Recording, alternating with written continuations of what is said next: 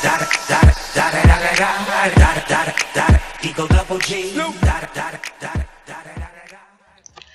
everyone, this is Rachel. Thanks for clicking on my video. And I came in today, y'all, with some chit chat. And let me start off my chit chat by telling you this. So this morning, I was on Facebook, and you know how you have your Facebook feed.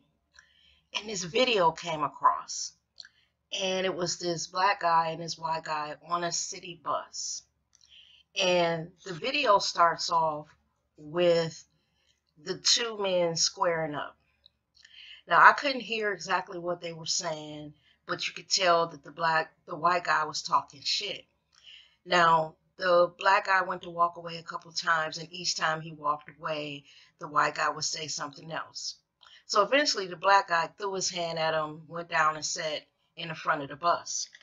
Now, when he sat down, this white guy was still in the back of the bus, talking shit, calling him all kind of cowards and punk ass motherfuckers, and you not shit, get on off the bus, you not a man, and I'll beat your ass. Now, this is what the white boy was saying. So the black guy, he kept telling him, man, look, I'm telling you, basically leave me alone, So the white guy went on and on, just antagonizing this black man. So at one point, I couldn't hear what the black guy said. The white guy said, but the black guy says, okay, if you want me, I'm right here. Come on up here to me. And so the white boy was in the back of the bus, and he gonna say, you a punk ass bitch and blah, blah, blah. Now, let me set the stage. The white guy was all the way in the back of the bus, behind where the back doors sit, on those seats that face each other. And the black boy was all the way up in front of the bus, sitting right behind the driver. So at that point, when the white guy called him a bitch ass motherfucker and said what all he was going to do, the black guy took off running towards the back of the bus. Now, all the while, I saw him run into the back of the bus. The video that was on YouTube, everybody saw him run into the back of the bus. The white boy had ample time to jump up and square up, but he sat his silly ass in that seat. And when that black man reached him, when I tell y'all, he rained down thunder and lightning on that white boy. He whooped his ass. Shots to the ribs, the head. The first punch he took at him, he damn near split his fucking skull open with his fist.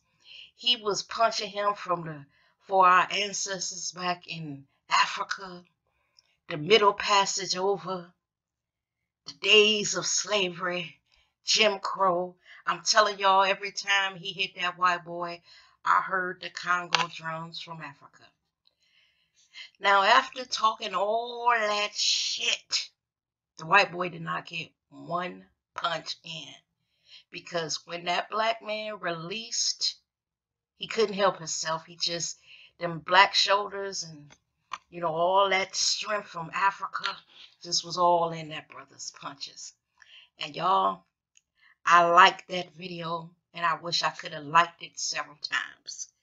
I read every comment, and it was probably like over 100 when I saw the video. Child, it was just wonderful to me. And I'm sorry if that offends people, but it was quite wonderful to me. When that brother walked away and walked back to the front of the bus, there was a girl on the bus, a black girl, young black girl. She told him, now, brother, get ghosts. Because the black boy picked up his jacket and walked off the bus. And the girl said, get lost, because, of course, the white boy said, call the police. After he done talked shit and told the boy what all he was going to do to him and get off the bus. Hey, get off high. Let's take it out to the street. That black boy wore his ass out. Now, what I found quite interesting, the bus driver didn't say nothing. Nobody on the bus tried to break it up. People just let it happen. So what I'm inclined to believe is that because the video kind of started like, in the middle of their argument. This white boy must have been saying so much shit to that black boy that the people on the bus, I actually heard somebody clapping after he had fought him up, y'all. Did my soul wonderful. My day started off quite beautifully because when that brother walked away and I saw the animal prowl of him walking away after he had whooped that white boy's ass, I felt good. I tried to be ashamed of loving that video, but I couldn't muster up the shame. So after I watched it 2 or 3 times, I must admit I had to go back and watch it a couple times. I might even watched it 4 times. I said, well, okay, Rochelle, that's enough. How many times can you watch this boy rain down thunder and lightning on this white boy? But inevitably what happens is you keep on scrolling on Facebook and then you run into those videos where a white cop is whooping the shit out of a black person. And that's what I want to talk about today. Now, I had to start off with that video that started my day off with the black boy beating up the white guy. Now, these were 2 men. They weren't teenagers or anything. These were men. But after I scrolled through that video and on, through my Facebook page and every other post that I saw was some white cop beating the shit out of one of my people. Y'all, I don't know what's going on in this country. I don't know what's going on. Now, a while back, maybe like a year, I have watched this video or read somewhere this story about the Klan possibly infiltrating the police force. Like neo-Nazis and skinheads and all that. And when I read the story back whenever I read it, because I don't remember exactly when, but I do remember reading it, I didn't scoff at the story. I said, that's something to think about, especially with all this police brutality that we have. Now today, after watching these videos pop in my Facebook feed, day after day, hour after hour, I'm inclined to believe that that is true. I'm inclined to believe that because of civil rights and all that stuff, they couldn't be blatantly out beating the shit out of us. So what better way to do it legally, but then to get on the police force? Because we all know that you could have a video, it could be the news cameras there from every station in your city. It could be satellites from astronauts up in space beamed down on the altercation of the police officer fucking up a black guy or killing him, and the police officer will get away. We all know that. We all got a story about somebody in our family or somebody that we know that has been brutalized or abused by the police. It may not have even been physical. It could have been verbal, disrespectful, and all of that. And I was just thinking about the climate here in America and who we have in office as the president and the people that he has surrounded himself with and the general feel of what's coming out the White House. This is no time for us, y'all. This is no time for us. I was just sitting up talking to my mother today. She stopped over and we got to talking about, how the police are so brutal and disrespectful to us. Literally disrespectful. It's very rare that we get pulled over and the officer walks up to the window and he's actually polite to us. They normally walk up and they're disrespectful from the moment they lean down into the window. So we have to brace ourselves. Speak correctly, gently, don't make any sudden moves, keep your hands on the steering wheel. address him as officer or sir or, all of that. I even thought about, when you're walking through a store and they're following you. You just came in the store, you don't even know what you want. You need to walk around a little bit. You might have a list and you're not even focused on them following you, but you look up and you find them looking at you because they think you're going to steal something. And everywhere you go, like it's suspicion, that you're up to some type of criminal activity. Like every last one of us is a thug or a criminal or thief or, something like that. And I, I don't know what to think about this time in America, but I know that it's dangerous for us because where a few years ago, you know, they were just whooping up Rodney King, and we watched a video of him getting the fucking shit beat out of him, and they said he was resisting. I think the man was trying to protect himself from getting beat in the skull. We've traveled to now everybody has a camera. I also watched a video where this little 14-year-old girl was coming home from the grocery store or something, and these police officers said they mistook her for a man that had been wielding a machete. Now, when you look at this little 14-year-old black girl, there's nothing about her that looks like a man. Well, they beat the shit out of her and let the dogs attack her. The Facebook video that was in my feed, it was her telling her story, and then it moved to them showing you the bruises from the dog, the bites. She's on crutches now. Y'all, it was so bad that I saw a few of them, and then I had to scroll down. This was a 14-year-old girl. When you're 14, you're in the 8th grade. Can you imagine how terrorized and terrified this child was, not knowing why she was being attacked by the police and a police dog? An animal attacking you? And it's the police, and she knew she hadn't done anything. Can you imagine what was going through that child's head? But trust me when I say they will get off. They will say they had reason to believe that she was the suspect, and they were well within their rights, and they will get off. When I think about black men and what they face when they go out here in the world, forget what this black on black thing, y'all, because I know that there's an argument that says you're talking about Black Lives Matter, but why don't we matter to each other?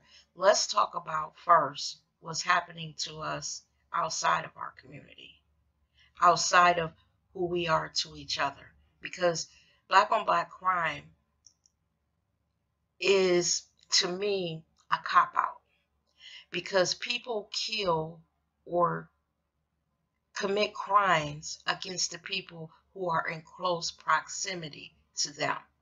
So when they yell black on black crime, I yell white on white crime. White people are not coming into our neighborhoods. Like if a criminal wants to break in the house, he don't come all the way down the hood or in the black neighborhood. If he white and break in our house, he break into the white people's houses that are near them. And, pretty much that's what it is with us. But I want to talk about the crime that is committed against us in the outside world. America has no respect for us, y'all. I don't even believe that they think that we're really people, that we're really human beings. They think brothers have some type of superhuman strength and that they're not actually men. I don't know if they think brothers are, I don't know, animals. I don't know. I know one thing, that it seems to me that the white man is afraid of brothers. Afraid. Because They shoot first and ask questions later because they are afraid to get their motherfucking asses whooped. You know, they are afraid because if they give that black man some room to let his fist fly, if it's a hand-to-hand combat, not them pulling out a gun and blowing his chest away, but just two men squaring up, they might get their ass whooped. So they're afraid. Just like the story that I started off with, when that white guy was fucking with that black guy, and the black guy told him, hey, look, man, I'm telling you. He didn't even end his sentence. He just kept saying, I'm telling you. And it's something that a black man does that should let you know when it's time to leave him the fuck alone. I watched as that black man was sitting there, and it's like his body started to swell up. I ain't lying, y'all. And what I noticed is what a brother does is his shoulders will get kind of hunched over, and you be like, oh shit. I mean, it's the body language. That white boy didn't notice that shit. When I was sitting there watching that video, I said he about to whoop his ass. And sure enough, he ran up that aisle. That white boy had time to stand up and square, but he set his dumb ass there, and that's why he got fucked up. But getting back to these damn cops and what they're doing to not only our men, because at first we were just complaining about, you know, what they do to our men. Now they're fucking up kids, women. They don't give a damn. Sicking dogs on us. And y'all, that video that I watched with the little girl that had got bitten all up by the police dog, I watched another video where a black guy was between some cars in a parking lot of some type of department store. And he was handcuffed. I don't know what he did because the video starts off with the dog on his back chewing the shit out of him. Mm, mm, mm. You remember the video where the black lady was, I think a vagrant or something, and she was crossing the freeway. And that cop got on that woman and was beating her like she was a man. They don't respect us. I also watched a video where this woman was pulled over. And I think I talked about this a few days ago. And this time, the officer claims that he was only checking on her, making sure she was okay because she was driving a lot slower than the traffic was around her. This woman, this poor woman, was so scared that she was crying, you know, afraid of the police. And we're not afraid of the police for some reason that we made up in our heads. We're not crying police brutality because it's something that we've made up. We say this because this is what happens to us. This is our reality.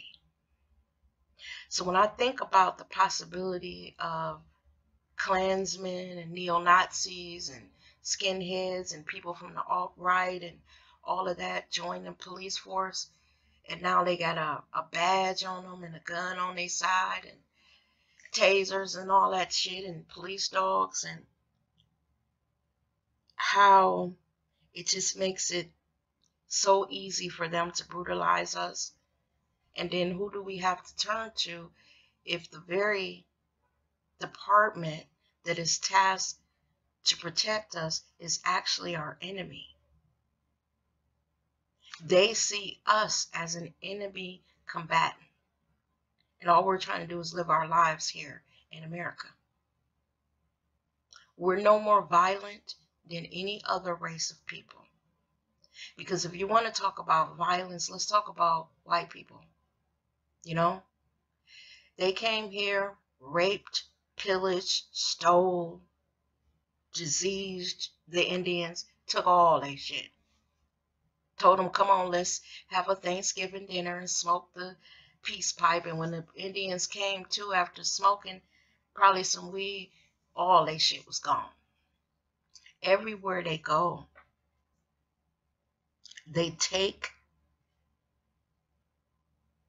and then they call it conquering, y'all. They call it conquering. The other night I was sitting here thinking, and I was like, why is it that it seems that they are favored in this way? And you know what? I don't even want to say that because, ooh, what the hell? How did I get off on that? That was not what I wanted to say.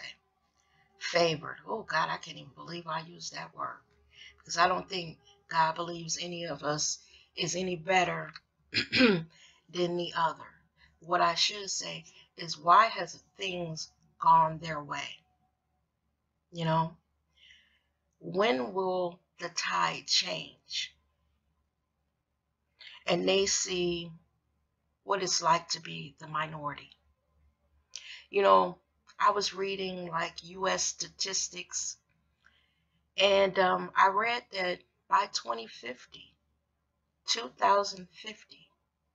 this country will be majority minorities, and the highest minority will be Mexicans. I can't wait for the day. And you know, it's funny because I just said the highest minority count will be Mexicans. But I can't wait for the day because they have fucked with these Mexicans, tried to deport them, and in just a few short years, Mexicans will outnumber everyone here in America. I hope I'll be around to see it. And I hope that one day we have a Mexican president. You know, we had one that was biracial. You know, he claimed himself as black and they identified him as black. You know, that one drop rule. President Obama, as far as they were concerned, didn't have no white in him. Child, he was black. It's made as, you know, if you want by their standards. But I wonder what it's going to be like when after all this time they've been fucking with the Mexicans, you know, and Mexicans outnumber everybody. It's going to be funny, y'all. And white people will be in the minority. You know what would be funny? If all of the minorities got together, banded together, and said, you know what? It's more of us here in this country if we band together than it is white people. If all of us could just get on one accord as minorities and shut these fucking white people down, you know, suit up with armor like they are, you know, they buying guns left and right. We was to arm ourselves like they are arming themselves and, you know, be united as minorities and not separate ourselves as African Americans and Mexican Americans and Asian Americans. What if we all banded together? Wouldn't we be a mighty force? They'd be listening to our asses then. But America's was built on separatism. You know, even though they say we're the land of the free and the home of the brave. No, we're not. No, we're not. In this country, you know, this ideal that we are a melting pot. It's just that it's an ideal. We're not a melting pot. They want you to assimilate, you know, don't claim your culture, even though, you know, 99.9% of us here are all immigrants. You know, we're the only immigrants that didn't come here freely, you know. But I don't know, y'all. Today I just started my day off with that video, and then right after that it was all these videos of police officers whooping black men's ass, black women's ass, and now children's asses, arresting little 6-year-old boys and putting them in handcuffs, arresting boys for selling water. This shit has gotten ridiculous. It has gotten ridiculous. Now we need to have a talk with our daughters and our elementary school kids. because police don't give a damn. I believe the Klan has infiltrated our police. And you know, y'all, honestly, this brutality and this hatred of us here in America, we need to get it through our heads. This is never going to change. Not ever. At least I don't see it in my lifetime. The only thing that we can do is learn to fight against it. I don't even want to say learn to live with it, because I'll be damned. I'll be damned. When I watched that video of that black boy getting tired of that white man calling him all kinds of names, and he ran down that bus aisle and beat his ass,